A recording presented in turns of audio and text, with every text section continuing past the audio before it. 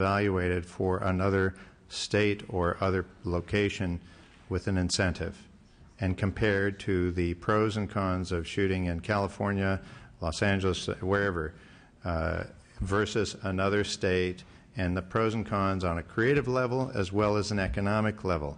I mean, if we did the way we did in the old days and we went to a particular location, as Jeff had said, the story is set in Hawaii, we're going to budget Hawaii. No, we will budget Puerto Rico and Hawaii and whatever else, or California, and we will figure out any of our options on a creative level and what the creative things that are best for the movie on that level, as well as can we afford to do those, or can we get more bang for the buck, more production value on the screen if we take an advantage of a particular incentive. Now, pardon me? Go ahead. I was just going to ask, when you're budgeting those three scenarios, you take into account the tax credits from each of those locations? Absolutely. It's part of our budgeting evaluation. So we evaluate on a creative level, but we evaluate on an economic level as far as what's available, resources, the incentive, and who we might need to travel, who we can get locally there. And there's a very complex analysis that we do to budget one locale versus another one, and it is not an apples-to-apples type of analysis. So there are creative choices that everybody understands have to be made that affect, the film and the storytelling that you're doing to come to that conclusion.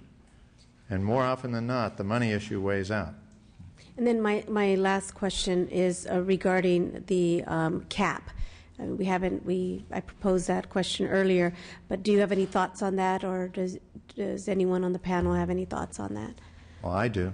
And I'd like to hear them. I really would. I mean, one of the things we've seen over the years is big budget pictures, by and large, are going elsewhere. And you heard that mentioned that's a trend. It's more than a trend, it's a fact that that's happened. And in order to have more of those type of big budget pictures, let's say we want to limit how much of the incentive goes to any one film, so that if you had a $500 million film, it would eat up the credit. So we have a cap right now of $75 million, and I don't know what the smarter minds than myself have evaluated maybe what to do. But if you had up to $75 million, could be qualified. And then anything beyond that, that's whatever the film is, but people don't get an incentive on that bigger portion of it. But that differential might be enough to induce the people to keep that film in California. So there should be some way to maybe make an adjustment that could help that. Thank you for those comments. Mm-hmm. Great. And our last question goes to Assemblymember Fuentes. Just a quick follow-up on that note. How much bang for the buck sort of changes? I understand there's a creative sort of decision set that is very difficult, I guess, to overcome in some instances, but you mentioned that the money will outweigh a lot of the decisions sometimes, or most times it sounds like. So how much bang for the buck do we need on a project? Is it 7%? Is it 10%? I mean, what is it that would sort of normalize saying, okay, bad old Canada, and I love Canadians, by the way, okay. And then, the U.S. I mean, what's sort of the... There is no one size where's the sweet spot? Fits all. I mean, Jeff, do you have... There's not. On Marmaduke, for instance, I know none of you saw it. Right. Can we speak to another film? Yeah, it's just right at the top of my head. So... Yeah, I'm trying to get you guys to buy the DVD, which just came out, by the way. So Jeff's promoting the DVD sales. Yeah. So on Marmaduke, the swing on a $70 million movie was about $6 million. We would have saved $6 million by using the incentive here, which was less than what we were going to spend in Vancouver. So $70 million, it was $64 million in California. It turned out to be $67 million in Vancouver. So that was the nature of it, but unfortunately the lottery got in the way, so we had to go to Vancouver. Very good. Thank you. As I said, everything is so apples to oranges. It's not a direct comparison because each place has different factors, and you have to budget those factors and then see what you wind up with as a net. Great. Communities here, the infrastructure's here. Yep.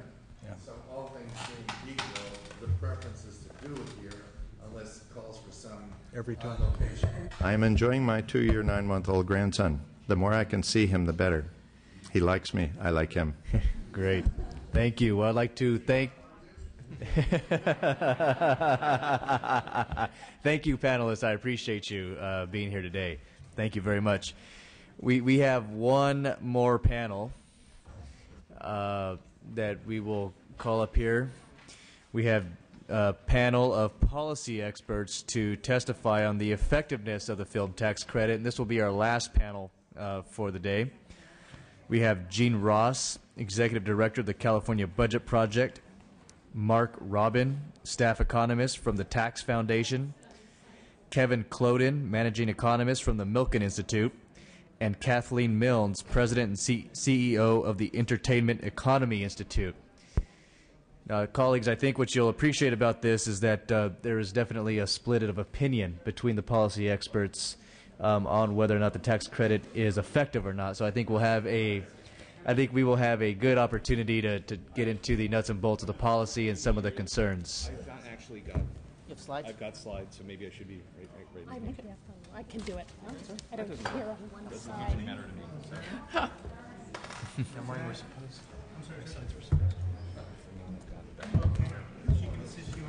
And I apologize to our panelists. We are running a little short on time. We're getting pretty close here to 5 o'clock, and so, yeah, the best you can do to be succinct in your comments, we would definitely appreciate it. Yeah, well, I'm not first anyway, so it doesn't. Okay. I've got a few minutes. So maybe we can begin with Gene Ross.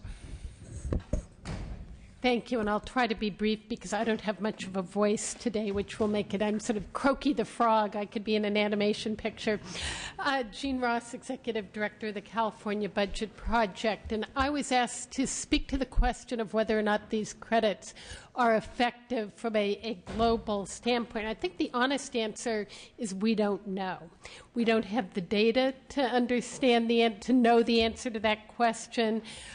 We don't have the independent research to know the answer to that question. And I think it's important to look, and I went back and reviewed some of the best independent research nationally that's evaluated this type of credits. And I think what you'll find is a very significant split between research findings of studies that are industry-backed, tourism office-backed, film commission-backed, and studies done by academics, by Federal Reserve Bank economists, and others. And if you look at the table on page 16 of your briefing book runs through a lot of the research, both the independent research, some of the stakeholder-based research.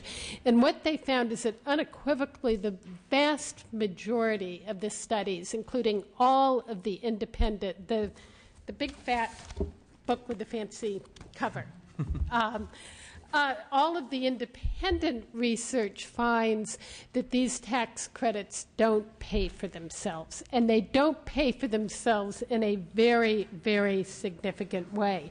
An independent study done for the Massachusetts Department of Revenue, for example, found that in 2008, Massachusetts lost $88,000 in tax revenue for every job that was associated with their film credit. And that for every dollar of film tax credits awarded in the state only gained 16 cents in revenue. So in other words, they lost 84 cents on the dollar.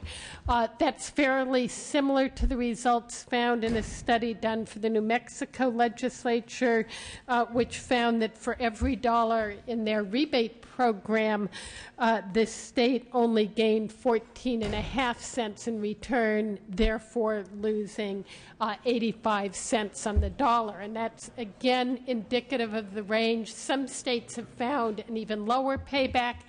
Some have found a slightly higher payback, more in the range of 28 cents on the dollar. Again, still a loss of 72 cents on the dollar for every tax credit dollar. And I think it's important, looking at some of the statistics that were presented in the first panel, for example, assume that everything every production that's happened in California supported by the credits would have gone someplace else in the absence of that incentive. And again, there's been a lot of talk about all the different factors involved. That's a highly unrealistic expectation. It's one that's virtually impossible to get an honest answer to. And I don't mean that to be in any way questioning the integrity of the people who've been on the prior panels, but of course they value the credit. It made a difference. But it may not have been the deciding factor. And in order to truly evaluate whether or not the credits have been effective, you really have to know whether a production would have gone someplace in the absence of the credit. A number of things we know about this industry. It's highly volatile. Production days, employment swings from one year to the next.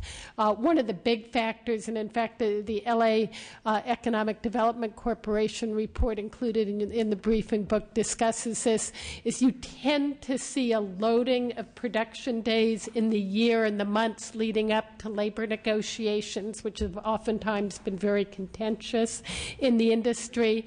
So you saw relatively low production 2009, including after the credit was enacted, has gone up the past year. Some of that certainly improvements in the economy.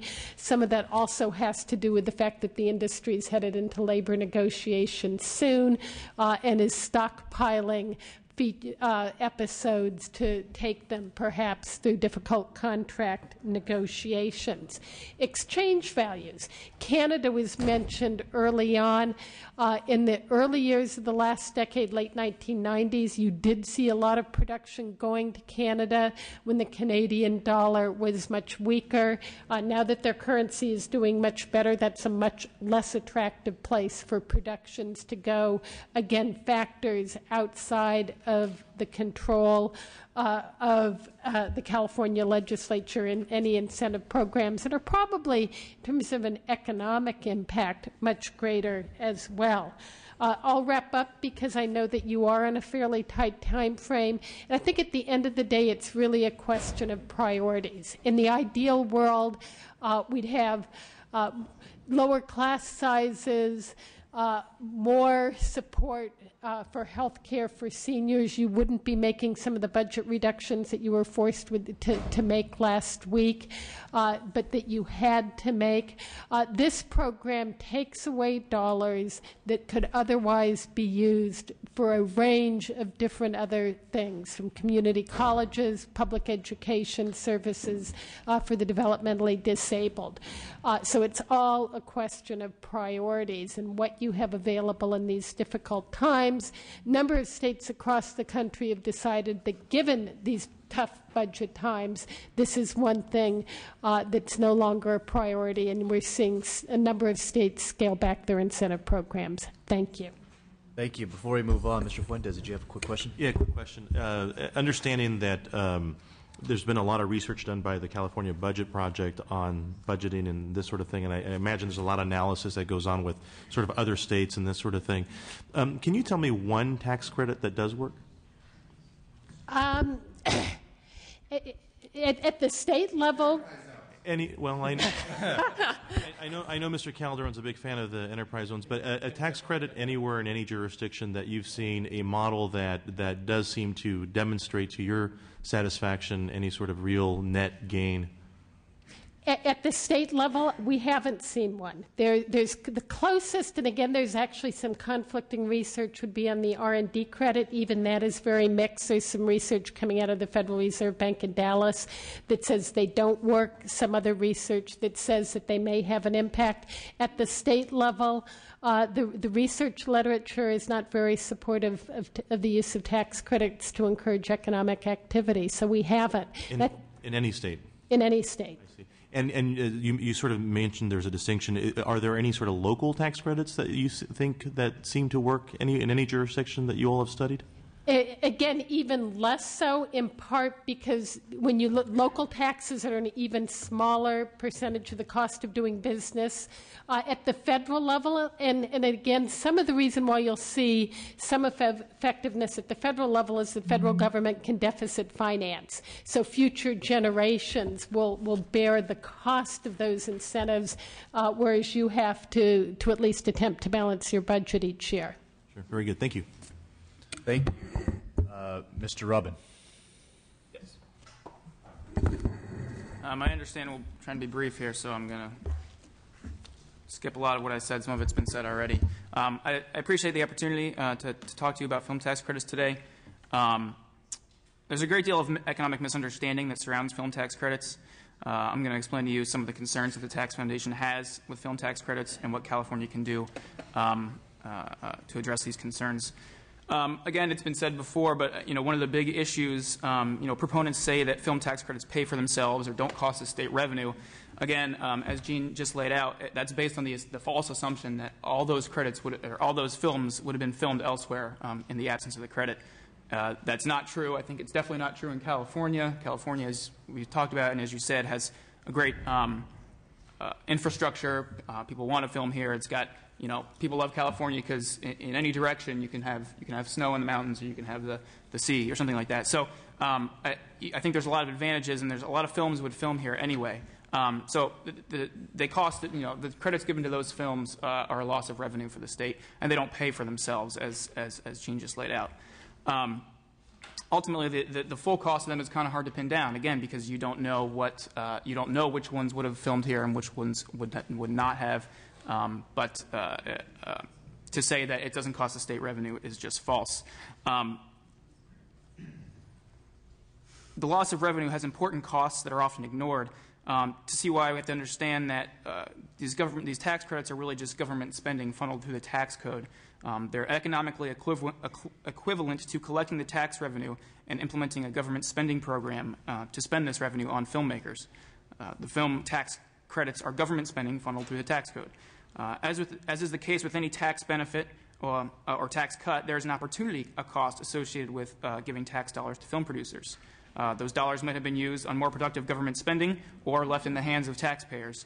And either leaving money in the hands of the taxpayers or using it for other government spending has economic multiplier effects. So we've been talking about the effect of the film industry on California. Yes, it creates lots of jobs, but any industry you subsidize is going to create lots of jobs. If the government spends money on public health or something like that, or helping the poor, that's going to have an impact on the economy.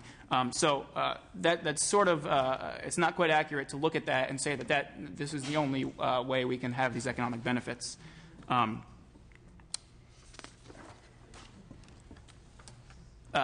Unfortunately, there's embarrassingly few studies that really take a realistic look at the assumptions that go into these studies and count all the benefits and the costs.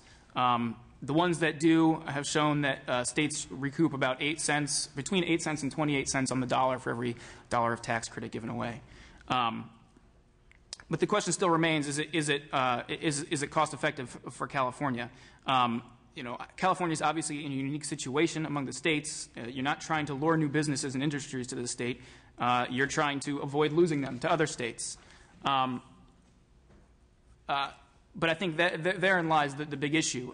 What's clear is that with the enactment of your film tax credit, you're sort of a latecomer to this crowded playing field.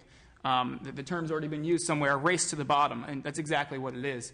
Since 1997, states have awarded almost $6 billion in film tax credits, and it's not over. There's continued pressure to increase credit rates and things like that. As I said, this is a race to the bottom is an unhealthy form of tax competition. Ultimately, it's a very competitive environment, and the benefit, from the economic perspective of this sort of competition, eventually flows to the industry you're competing over, because states are battling back and forth, tug of war over one specific industry. There's a huge incentive to just give more and give more and give more without looking really at the costs and benefits. most states, actually every state except California that has a credit offers a transferable or refundable credit. I understand yours is transferable for independent films, but all the other states refundable at least to some extent, or transferable, or they just have what they call cash rebates, which is basically a refundable credit. You just take, total expenses $1 million times 25%, and they give it back to you. California doesn't have that. I think it's naive to think that California can continue to compete in this environment of escalating tax incentives when you don't already have a transferable or a refundable credit. I think if you're going to keep competing, that's the road you're going to go down. So I think that's California is not going to be able to continue the current state of affairs. And as we've already heard, people want an increase. They say the competition's heating up. It's not enough. But again, as I've said, this is a loss in revenue. So what you really have to say is it worth California to keep film here, to keep the artistic dominance? I understand that I'm an economist. We deal with tax policy, so I'm thinking about economics. I understand that economics is not everything. You guys are interested in the art. You like the dominance in the industry. You have a history and to preserve, and that has value. But the question is, what is the value of that, and what is the value of that when you're weighing it against other spending opportunities, other things that you're giving up, either leaving it in the taxpayers' pockets or spending it on other activities. So as I said, at the national level, you've got this unproductive race to the bottom. The Tax Foundation would obviously like to see all film tax credits nationwide to be abolished. I think that would be the best situation. That's probably not going to happen. So we would like to see California eliminate their credit. Obviously, there's going to be a lot of protests from the beneficiaries. Once tax benefits are in the tax code, it can sometimes seem impossible to get rid of them. But it would be a move in the direction of sound tax policy. If that's not possible, and as I said, I understand that there are other reasons to have, besides the economics, to have a film tax credit. I think you need to change the budgetary treatment of film tax credits. As tax credits, they're largely hidden from public view and from budgetary scrutiny. Because tax credits in general are equivalent to government spending, the subsidy, if the subsidy stays, it must be taken out of the tax code and shifted to the spending side of the budget. Lawmakers must admit that these tax credits cost the state money and must weigh them against other spending priorities, such as education and public health. California also needs to study the costs and benefits of film tax credits in a comprehensive way using realistic economic assumptions. A good place to start is the Michigan State Fiscal Agency's report from September 2010 entitled Film Incentives in Michigan. The author, economist David Zinn, discusses many mistakes that have plagued other studies of film tax credits. Unfortunately, even his analysis does not account for the opportunity cost of this government spending. And finally, you need to make your program more transparent. A recent report by Good Jobs First, an organization that pushes for transparent and accountable economic development, noted that California has no publicly available online database for film tax credit recipients and amounts. They gave California a failing grade for film tax credit transparency. Californians deserve to know where their tax dollars are going. This information is essential for a transparent government and well-informed electorate. By my measure, the two things you shouldn't do are to increase film subsidies or remain satisfied with the status quo. Times are tough around the country. I understand you're worried about jobs, and the economy is rough, but I think you need to take responsible action on the situation of film tax credits. Thank you. Thank you. Assemblymember Calderon. Right. I mean, you hit on something that's kind of a complaint that I have, and that is that everything else, every other program requires an appropriation, but a tax credit is a tax expenditure. Mm-hmm.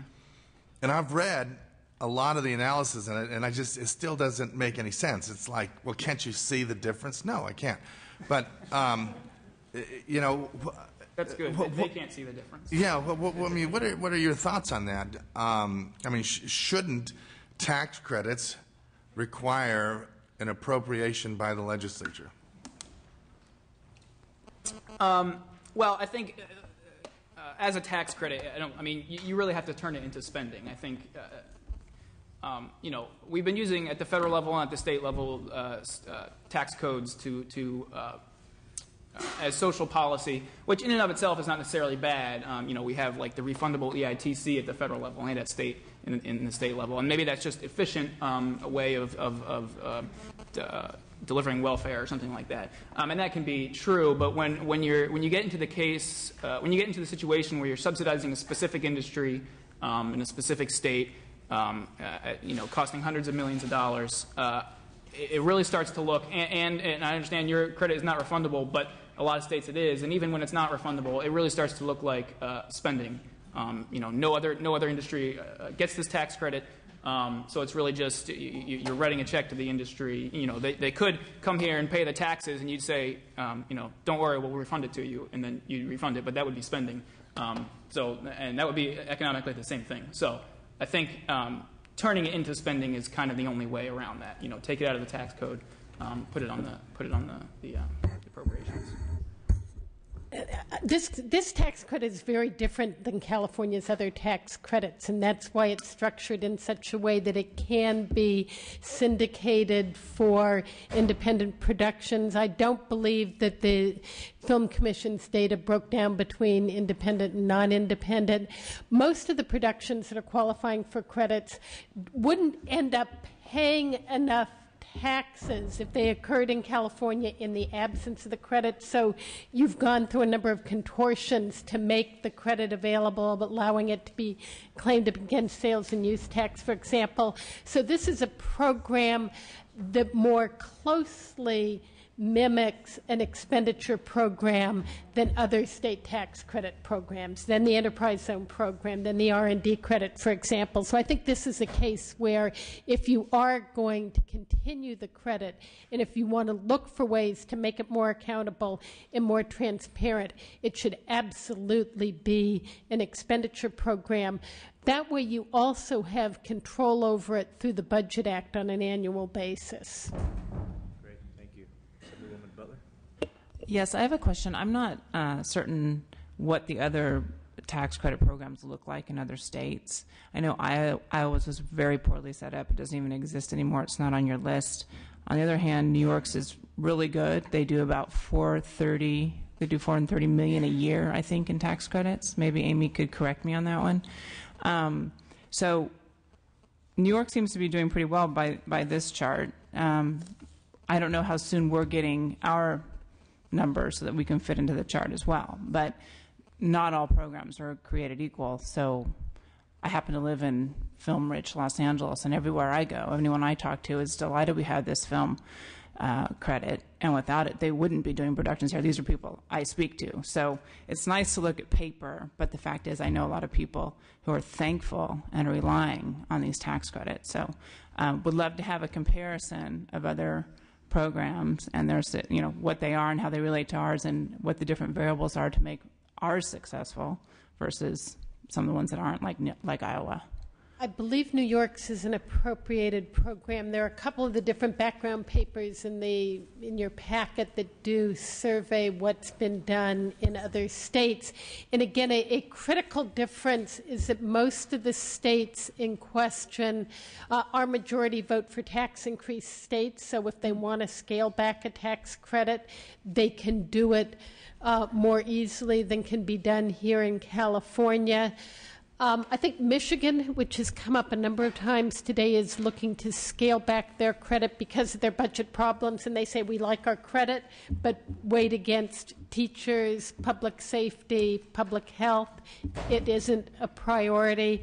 Texas, there's a battle going on, I think, between the legislature and the governor there. New Mexico, battle between the legislature and the governor. I think both will, at the end of the day, probably end up scaling back credits.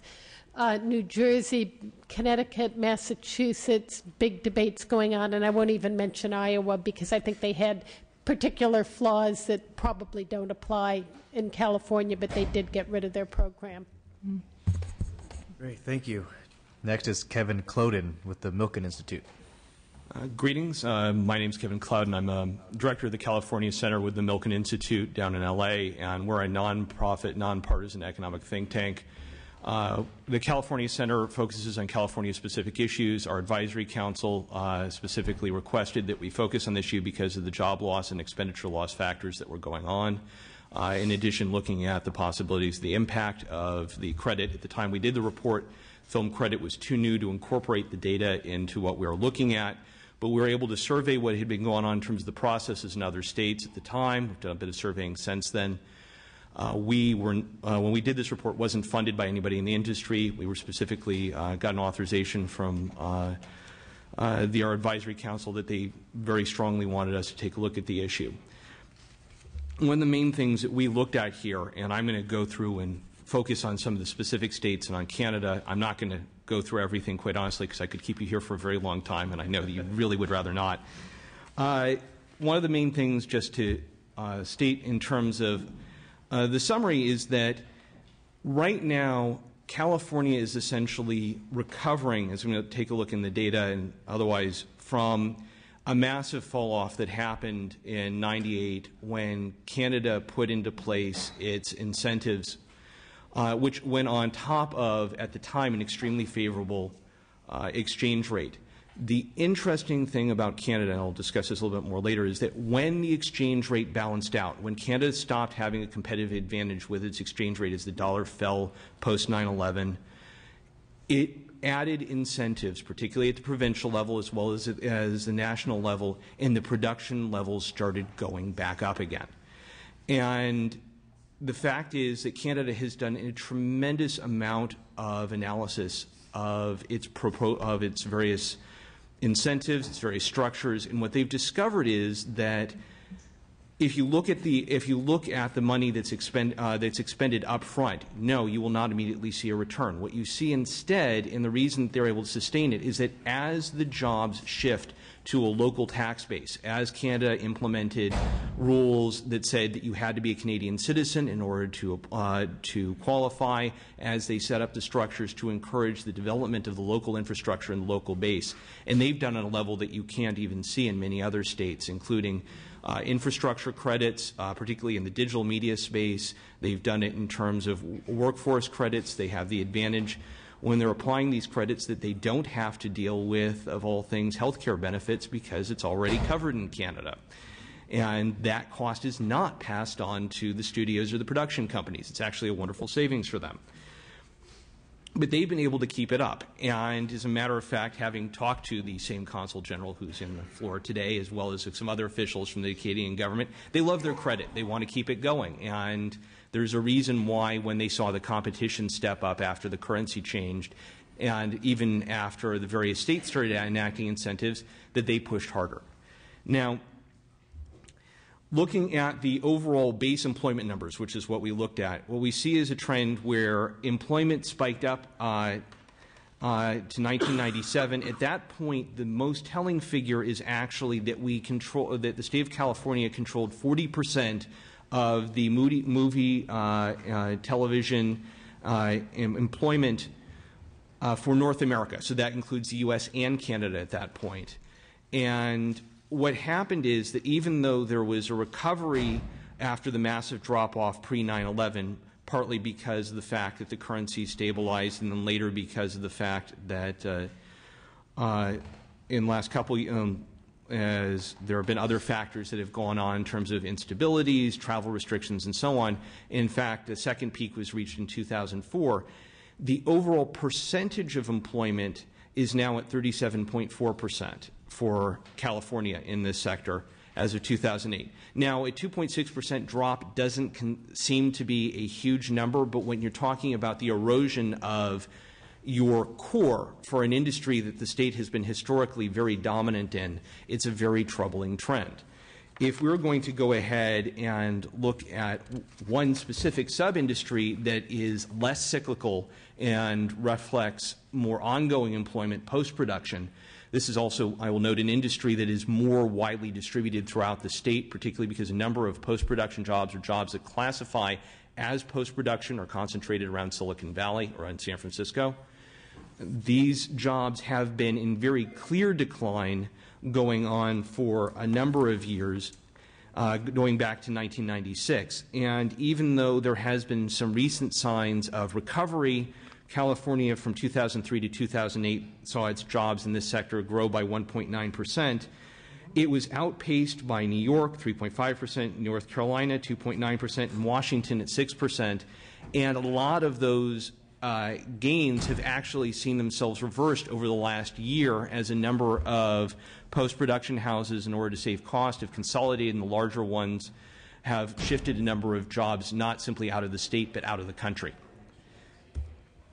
If we look at the amount of money that would have been injected back into the state if the percentages had been maintained at the 1997 level, you see the fact that the actual wages per employee in terms of people who directly work in the industry was an average of $91,893. And that's an average spread out through everybody in the industry. This is a wonderful middle class opportunity, and even the jobs that were indirect impact, meaning the support jobs, catering, construction, and so on, still came out at a $56,000 average, which is a very, very good wage for California. On the total impact averages out to about $66,000. The total economic impact would have been, if the job level had been maintained, $2.4 billion with an output level of $4.21 billion that all essentially moved out of the state. Now, in terms of the tax incentive package, you've already heard a great deal about how that functioned and what went on. One thing that I will note is that we went ahead and specifically looked at the economic impact of the tax credits using the U.S. government's RIMS 2 multiplier, which is their standard multiplier for economic impacts in this industry. And that suggests an output of $6.5 billion and full-time equivalent jobs of around 41,000 and total earnings of $1.8 billion. Now, in terms of the revenue structure, in terms of how much money that brings back into California, one thing that I'll bring up is that, as has been noted, California operates very differently than what you see in a number of other states. First off, we are protecting an established industry. This is an industry, ironically, that we stole in the first place from New York and New Jersey. We did a very nice job of that. It's just a long time ago. And they came here because, yes, the land, there was a very sunny place to film, but the fact is that there were decent level of skilled workers. The communities were very accepting and open, and costs were low. And that is a fundamental difference. As a matter of fact, you could argue that the studios sort of peaked in cost efficiency when the studio system was in place. But there are reasons that didn't stick around, and we have to work with what we have now. California's incentives, by being at the end where you get the credit when, rather than them being transferable, rather than them being cash up front, is an actual advantage for the state, not necessarily for the film studios, not necessarily for the production companies, because it means that you actually have to prove that you spent the money in the state first. You can't just transfer it out. You're not as susceptible to the kind of accounting problems that they found in a number of other states where they threw the money out in the first place because they were so eager to get people to come here. And a lot of the states that have done that have seen themselves burned or have to put into a number of reviews or accounting reviews and so on. California, I would note, doesn't really need to compete by increasing its overall incentives because, as has been mentioned in terms of the pool of available funds, it's gone immediately. If there's $100 million of available credits, it's gone within a matter of a few days after it becomes available. That unto itself is a major testimony to the fact that the current system works very well in terms of being able to fill demand. Fact is that New York, which is a state that, I'll actually go here, which has done a number of different incentives, it had a massive review of its incentive program in 2007, where it had only been offering 10% credits and actually upped them after the review to 30%. That after doing its own independent economic review, it upped its incentives. California does not need to offer 30% because the fact is that people have their homes here. The core of the skilled workers are in the state. Those are huge strategic advantages. The problem is that a number of other states are very aware of that. Georgia, in particular, is not only doing workforce training, they're doing infrastructure investments, they're giving incentives. People like Tyler Perry have gone together to build massive new studio spaces. You've been seeing that in Louisiana. You've been seeing that in New York, where they actually reclaimed old neglected studio space or warehouse space and have turned it into functional studio space. New York is extremely proud of their incentive credit. They feel like it's been very effective. It's set up so that they could actually review the City of New York ones at any point, but the impression is that even if the City of New York doesn't, the state is keeping it through 2014. Many different states that we've dealt with do not have sunset clauses. Like Louisiana, there is no sunset. That means that it keeps going on, which allows the studios to plan out in advance and make decisions a couple years in advance on where they would like to film or where they want to consider filming. Michigan was actually a direct contrast to that. The reason that they're keeping the $25 million infrastructure and development and workforce training credit is because that doesn't actually expire. The governor has no ability to overturn it for another 4 years. However, the credit that applied to film incentives, upfront, cash upfront, various other structures to that, was reviewable every year. And the governor specifically stated that he had nothing against the film credit. He was planning to review or eliminate all tax credits to all industries. So in many ways, he's taking your advice in that regard. And in Michigan's case, you're also dealing with a situation where they were extremely eager to sort of follow what they considered the Louisiana example. Louisiana actively put in its credits at a very high degree following Hurricane Katrina when they needed the boost to the economy.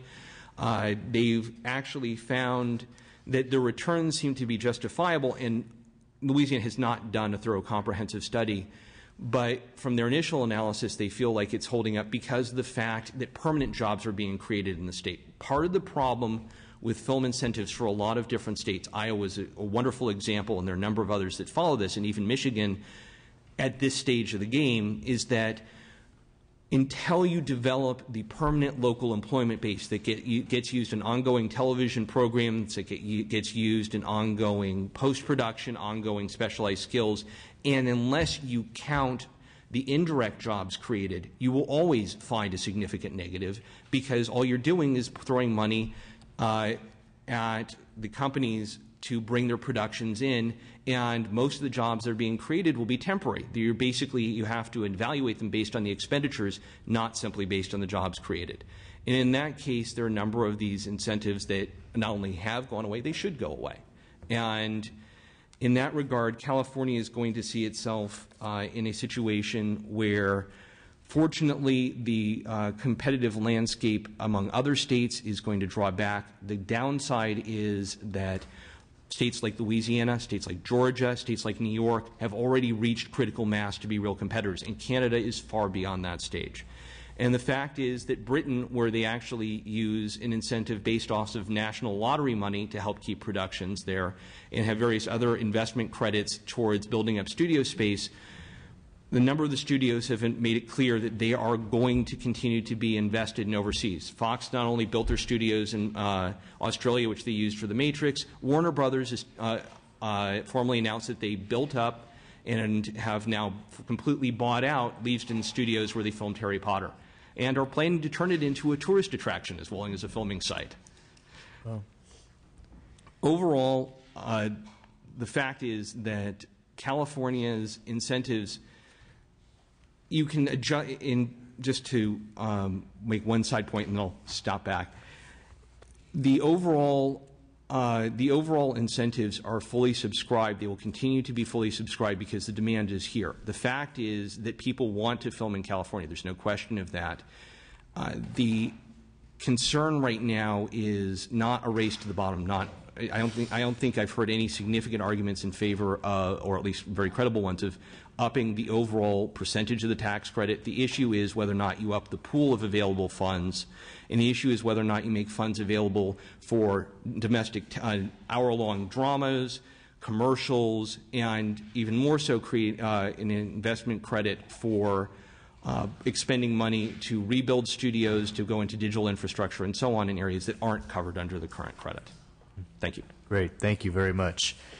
Our last speaker is Kathleen Milnes, President and CEO of the Entertainment Economy Institute. Well, I'm in an unenviable position. I'm standing between you and adjournment. Being backup or cleanup, as I was told, decided not to prepare a statement, but just simply listen to the days, sort of watch the game as it unfolded and see what the score was at the end of the day and who was left on the field. And one of the things that I really wanted to speak to, which I think have been touched on a little bit by my colleagues here, and excuse my back, and it's sort of indicated by this pin that I'm wearing, which you can't see, but it says Arts Work. And this was a project that several superintendents back, Elaine Easton, had a project on the sort of economic impact of before they had the term creative economy. But what we have here in California is we have the largest concentration of artists in the country living in California. We have the greatest in-migration of artists into California. This is a study recently done for the Center for Cultural Innovation, which is headquartered in Los Angeles and done by a woman from Minnesota, Ann Markuson, who does a lot of work around creative economies.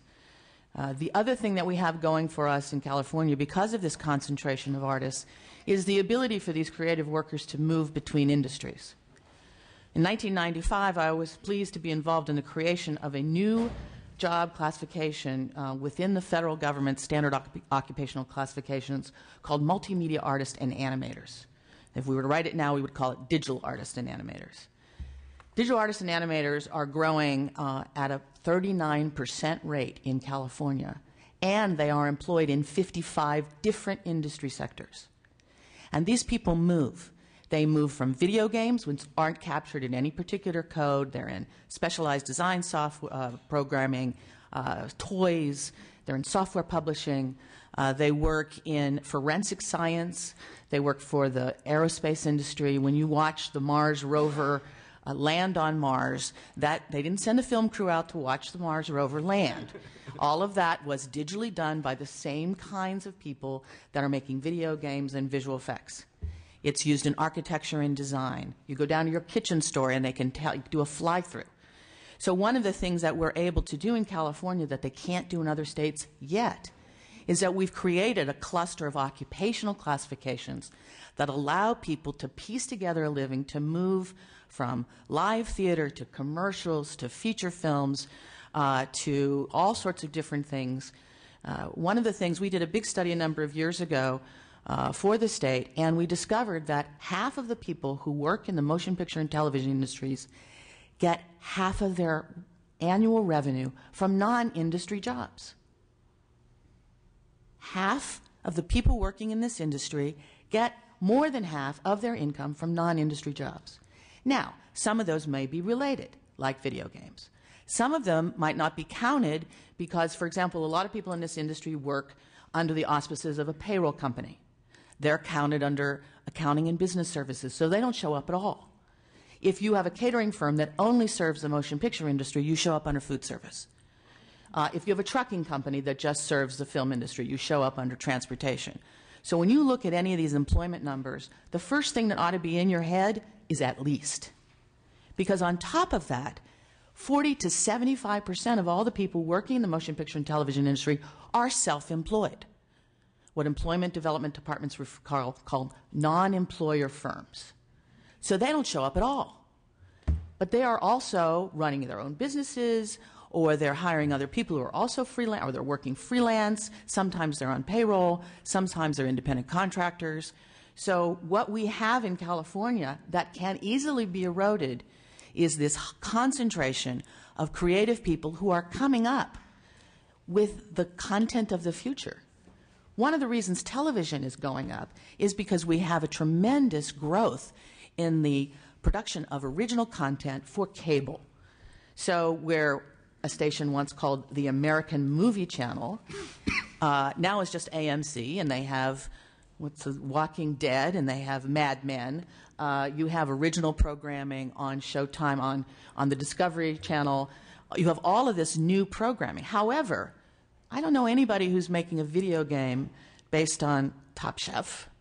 I don't know anybody who's, selling a lot of T-shirts. I know that in my household, when my kid was little, all the money that Beauty and Beast spent on sold on merchandising, a lot of it was in my house because my daughter was a huge fan. So all of those ancillary jobs and all of the jobs that they create don't get counted in any of this data. So everything you look at when you're looking at the amount of money that comes back to the state, you can't say for every dollar of tax incentive we pay out, this much comes back in taxes or revenue, because it doesn't work that way. I did a project for the Commonwealth of Pennsylvania last year. They hired me specifically to look at growing their indigenous motion picture workforce. They're trying to do that. They've got a good incentive. They've got a lot of production. People like shooting there. Pittsburgh and Philadelphia, they're relatively close to New York. They're building an infrastructure. Their community colleges have started programs. And that's where, if we're not careful, and people who moved from those states came out to California to work in this business, now are going home. They're going back. Some states have created organizations in California of their natives so that they can bring them back, get them back to work, get them back to teach, get them back to grow the next generation. New Mexico has an amazing workforce development program.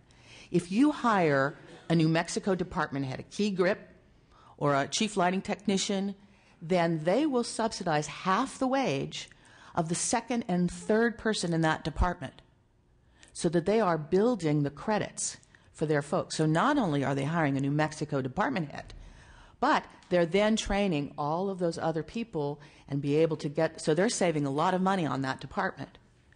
In the UK has had a 15-year-old program called Skill Set, which is their audiovisual initiative. They have subsidized training, they certify programs, they have job descriptions and skill standards for every single occupation in these industries. If you have job sharing, they will cover the administrative burden of having two people in one job. I mean, they're doing amazing stuff, and 90% of their funding is public money.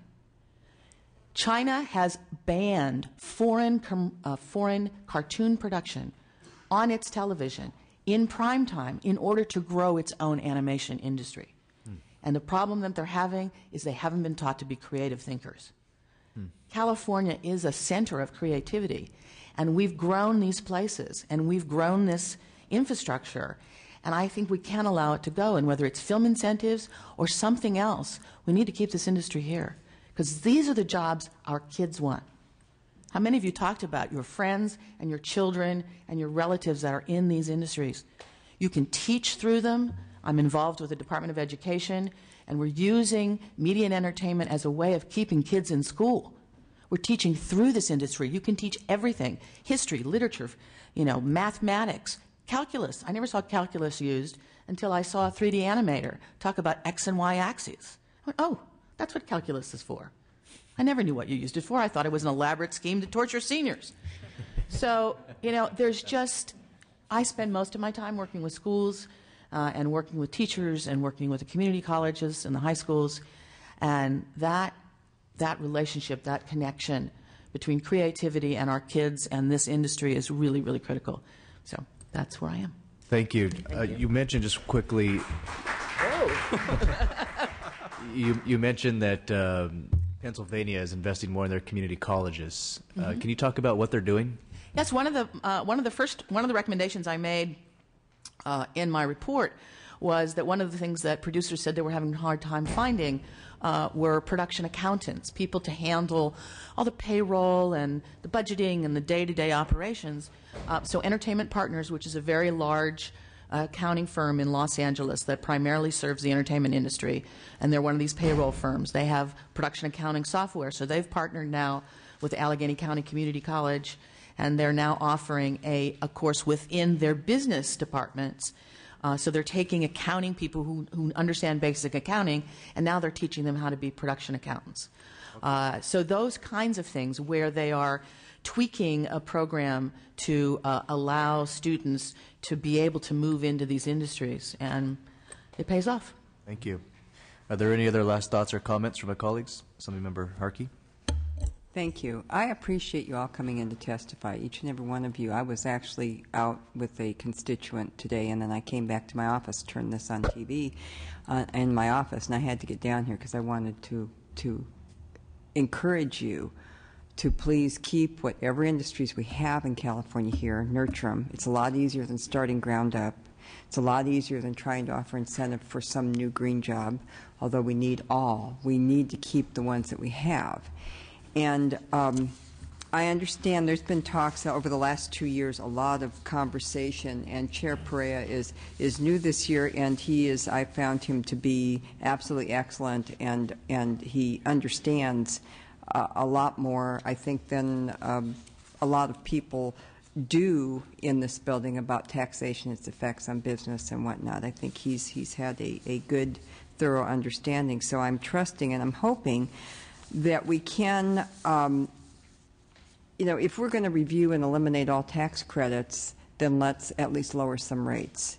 But I do think and that's never part of the discussion. It never is. And so I think though, to eliminate right now in this market with what we've got, anything that we're doing is going to be very, very detrimental, because we need to keep employers here, and we need to encourage the ones that we have to produce more. And I know that these credits have been very, very helpful, and I know that there are ancillary services, and I do believe that what is it the last name?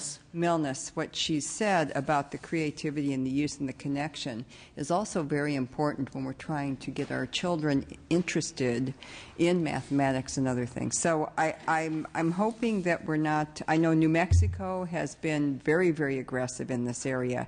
And although California has great weather, it can be produced other places around the world too, and it is. And so this is capital that's going to seek to make a profit, because there's so many buildings, or so many movies, and so much competition. And I really hope we don't scare, or I would rather see this credit encouraged and maybe modified such that we can track it better. Mm-hmm. Like I've heard the Millikan Institute say that there's some that the credit has to be used up, spent in the state, and tracked.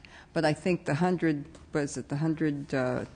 million limit or whatever we've got, it goes out the door immediately, and I know that's been the conversation for the last 2 years. So this industry is really key to California. It's something we need to retain. We do have a very creative state, and we've been noted for it. We did steal this from New York and New Jersey, but that was probably, I bet, the 30s, maybe. 1911. 1911? Yep. Well, even more after the Depression, I think. In fact, they stopped in Flagstaff first and decided the weather wasn't good enough. No. And then they continued. And we do have a beautiful coast, but people will leave us, and we're seeing that all the time. And we have beautiful mountains, and we have the whole thing here. But that can be created elsewhere, or used elsewhere.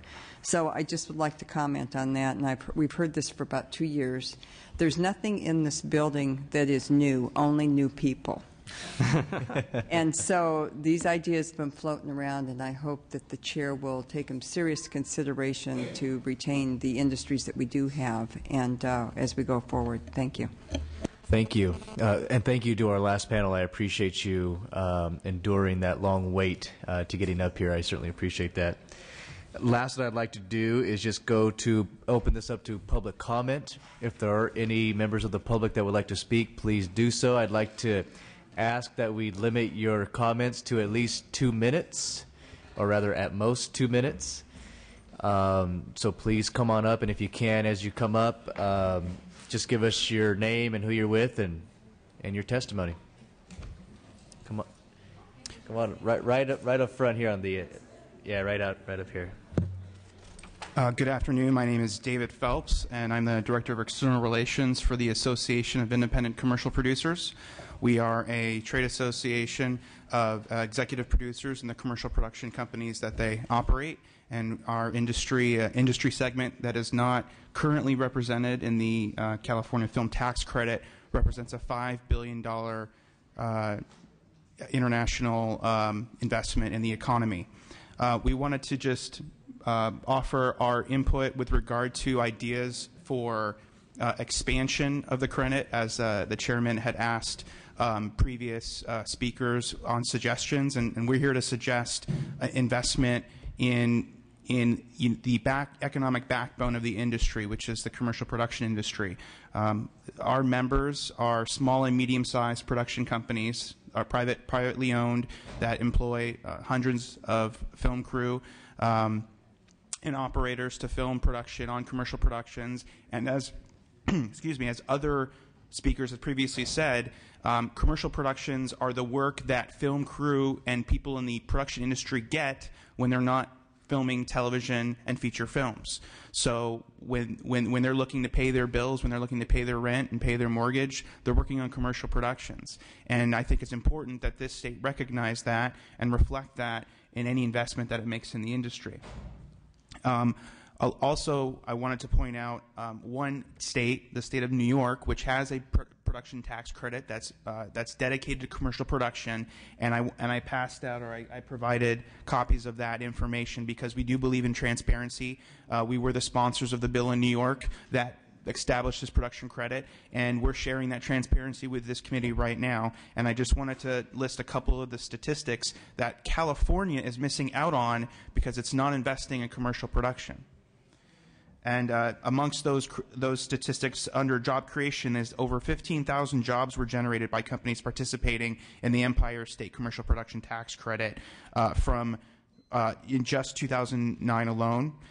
Each company employed an average of 600 people in state, and that represented 45,000 employment days. There were 458 advertising-related projects filmed in New York, 101 million spent in state. Of those companies that we surveyed, which was 30 of the 34 companies that participated in New York, 61% of those companies said that their companies sometimes or always made the decision to film in New York based on the tax credit. And most importantly, the most important statistics that we found in asking our survey respondents this was that 36%. That's 36% of these 30 companies that filmed in New York would have filmed their commercials in California had it not been for the existence of the credit. Great. 36%. So we challenge and ask this committee, as it considers expanding in the future, the tax credit to not forget this important small and medium-sized industry segment that is not currently represented in the film credit. Thank you very much. Thank you. Yes, ma'am. Hello, my name is Lucy Steffens. I'm with the Sacramento Film Commission, and we're a division of the Sacramento Convention and Visitors Bureau. So I'd like to emphasize that filming is just not a Los Angeles-based industry, but there's filming in Fresno and San Jose on the Central Coast, all over the state of California. And unfortunately, Sacramento and California just recently lost a project to Michigan. It was actually a project that took place in Sacramento, the Good Guys hostage crisis that took place in 1991 here in Sacramento. And it's now almost completely being filmed in Michigan. And I asked the producer, well, why? Well, the access to production incentives in Michigan is it's a lot easier than it is in California. So we'll end up with one day of shooting in Sacramento for something that was completely set in Sacramento. So I think it's imperative that we keep film incentives here in California. Thank you very much. Thank you. My name is Beverly Lewis, and I've been the director at the Placer Lake Tahoe Film Commission for 12 years. We're part of our county economic development office. And up until 2001, Placer County typically enjoyed the economic benefits of one or two large studio films each year, including True Lies with our former governor, Breakdown with Kirk Russell, and Phenomenon with John Travolta among them. These major productions contributed the bulk of the production dollars spent in our local businesses, usually between $2 to $4 million each year in our county. At that time, 2001, only Canada and 3 other states were offering various film incentives. Since 2001, 40 other states and many other countries have stepped up with their own incentive programs, and not one major film has shot in Placer County in that 9 years. until the state adopted the current film and TV tax credit legislation. During the program's first year, the only qualified film to shoot outside the Southern California area was shot in Placer County, we're happy to say.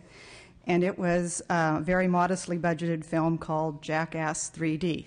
So if Mr. Stott thinks Marmaduke was a film you guys haven't seen, this might be another one that qualifies. We may laugh. It may not be the kind of film that some of us go to see, but their dollars are just as real as if Steven Spielberg spent those I'm sure dollars. my little brother's seen it.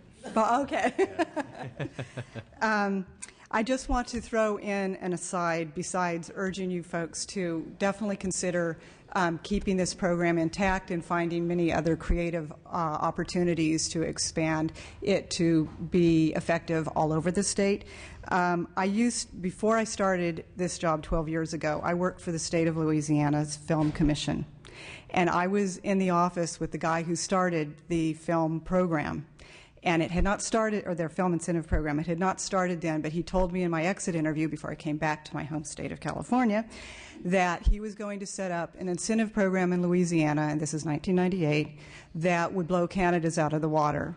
And he did that. He did that under a Republican governor, and it's been maintained under both Democratic and Republican administrations in Louisiana. My ex still teaches at LSU, and in the first years, they were taking even film students to crew productions there because they didn't have enough crew. They now have enough crew there. Anyway, I think I've taken up my 2 minutes. Thank you very much. Thank you very much. Hi, my name is Susanna Greason-Robbins, and I'm the Executive Director of the San Francisco Film Commission. One thing I wanted to stress is that every producer I've spoken to since I started this job back in September of last year has said to me that they will go wherever the incentive is best. And it's been very frustrating because we want to have more filming in San Francisco, and to hear that it's just a matter of the numbers is just infuriating.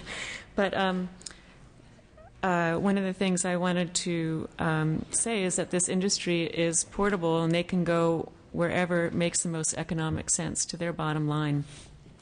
Luckily, this year, thanks to the California Film Tax Incentive and our Scene in San Francisco rebate program, we are hosting the HBO Philip Kaufman production of Hemingway and Gellhorn, which you've heard about.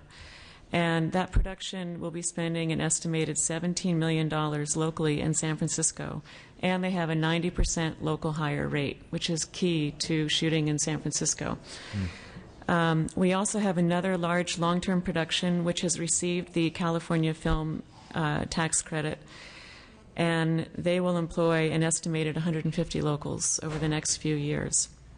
Annually. Without this tax credit program and our rebate program, and we also have a newly instituted vendor discount program where productions can get discounts from local hotels and restaurants and car rental agencies. Without these kind of programs, crews and businesses would not be benefiting from these productions. A quick note on improvements that I would like to see is that television series would be included in the tax credit program, and not just ones that return back to California. Right now in San Francisco, time and again we get productions come and they shoot their initial pilot, and then they go and they shoot the rest in Vancouver. And every program that you're seeing right now that looks like it's San Francisco, it's all being shot in Vancouver. So I would love to be able to keep more productions locally in San Francisco and hire more locals and bring the money to the local businesses. Great. Thank you. Thank you. Yes, sir. Hi, my name's Paul Ahrens. I'm Assistant Business Agent of the Affiliated Property Craftspersons, IATSE Local 44. And I just want to make a few simple notes for you to consider. By the way, I've been a property master all my adult life. I've been on staff with the union the past few years, so I'm what an earlier speaker might call a beneficiary of the tax credits. Local 44 represents property masters, set decorators, construction coordinators, special effects technicians, prop makers, property persons, drapers, upholsterers, property sewing persons, greens persons, and floor covers. We're the people who make the look that you see on the TV or film. in the first year and 9 months that the California tax incentive program has been in effect, Local 44 has very diligently tracked the number of jobs that were uniquely created by productions which were given tax credit status. And we've done so because we know one of the number one complaints from electeds would be, well, does it work? I mean, are there really jobs? And I'm here to tell you that we have tracked 2,301 jobs for our members in the first 1 year and 9 months of the program. This is in a local that has just under 6,000 members, so it's been quite an important source of employment, particularly during the bad economic times of the past few years. A couple other quick points. I'd suggest that you look into, before you start comparing how much cents or dollars you get back for dollars of tax credit, how different states calculate qualified expenditures. Ours is a labor-based, below-the-line credit program. The monies that are paid, that are considered qualified expenses in the California program, do not include the salaries of the directors and the stars. If you look at some of the other programs that were mentioned, where there's very low return on the dollar, I think that you'll find that they are set up much differently than ours is. And lastly, I'd just like to say on behalf of our members, the number one thing that I get when I walk out and do a set visit is, what are you guys doing to make sure that you fight the runaway production and that you keep good paying union jobs here? And the answer is that I'm here. And, you know, there are lots of people who would be here if they could fly up to Sacramento. But thank you very much for the moment you've given me. Thank you. My name is Bruce Doring. I'm the Executive Director of the Cinematographers Guild. We represent cinematographers or directors of photography, camera operators, assistants, still photographers, publicists, and visual effects experts. I can tell you, because I've been coming up to these hearings for years, we started this in 2001 and 2002, and when the incentives were turned down then, we watched the jobs go. Now, even though we are a national organization, so we can see it better than anybody else, at least in many cases, because we see, you know, where our members are moving. They move like the industry moves with the incentives. The argument that incentives are money losers and everything else, I think, has really been rebutted today, certainly by the speaker from the Milken Institute and what Kathleen said. You're talking about building an infrastructure for the future, and you're also talking about the jobs that our members depend on a day-to-day basis. It's that simple. And I'm like president of our organization is also here. I'm Stephen Poster. I'm a director of photography, working director of photography. Some of your kids might have seen Stuart Little 2 or even Cats and Dogs, The Revenge of Kitty Galore last summer. I do those kinds of movies, and I also do low-budget movies. I have been forced as a Californian to work out of this state for the last 7 years.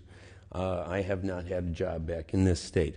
Now, I have members all across this country. We have 6,800 members across the country. 4,300 in California. 4,300 in California. And we service our members across the country. We train them. When I go out of the country, of California, in past years I was always told, you can bring your people with you. That's no longer true.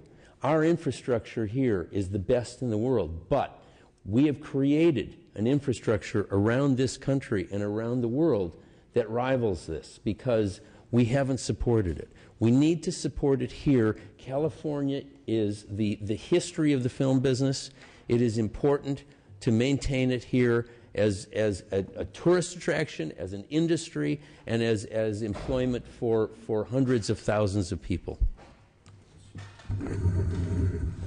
My name is Dooner. I'm president of IATSE Local 871, representing accountants, production coordinators, script supervisors, art department coordinators, and teleprompter operators. I am also a working member of this industry, and I'd just like to echo the comments that were just made, that whereas in the past, the perceptions that were being voiced earlier that, well, they just take our people to these other states was true.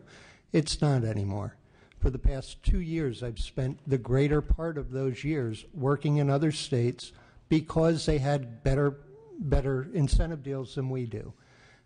The crew that I was forced to use, I wasn't using Brother Aaron's carpenters from California. I was using Michigan labor. I was using labor indigenous to those areas. And it's not even story-driven anymore. It's driven by the incentive. We've heard it over and over today that we're going to go where the best deal is. I'm about to start a job that the entire script is written for Montana. Well, guess what the director's doing right now? Rewriting it for North Carolina because they gave him a better deal. California wasn't even considered for story reasons, but there's a perfect example of it's not about the story, it's not about the look, it's about who's going to give us the best deal. And we've shown California's got a deal that's working for many, many productions. It's just not big enough to cover the need that exists in the industry. My members are begging you to not let this die.